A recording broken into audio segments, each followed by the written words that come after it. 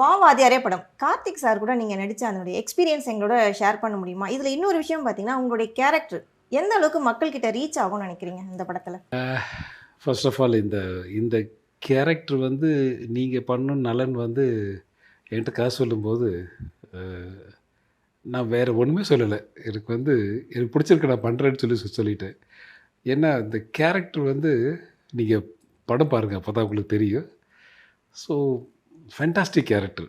இதுவரை வாழ்க்கையில நான் பண்ணாத ஒரு கேரக்டர். ம்.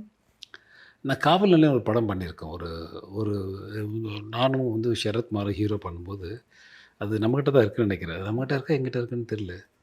ஸோ அந்த படம் பண்ணும்போது, அதில ஒரு சாங்கில வந்து மாமா வேட்டி, ஜருக வேட்டி தான் ஒரு சாங் வரும். அது நான் தான் பாடுவேன்.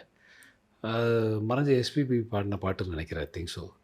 ஸோ அந்த சாங்கில வந்து ஒரு பீஜம் இந்த ஏழைங்க மகாராஜா எம்ஜிஆர், அந்த இதய கனி போல இங்க வேற யாரு, நான் வாத்தியார் வழி வந்த சிஷ்ய புள்ள அப்படின்னு. அவர் சொன்னதெல்லாம் மறக்காத நல்ல புள்ள அப்படின்னு ஒரு ஒரு ஒரு வரி எழுதியிருந்தேன். அப்ப நான் சொன்னேன் நானும் டைரக்டரும் செந்தில்நாதன் சாரும் பேசினோம். சார் இது வந்து எம்ஜிஆர் சிலைய பார்த்து நான் கும்பிடுறேன்.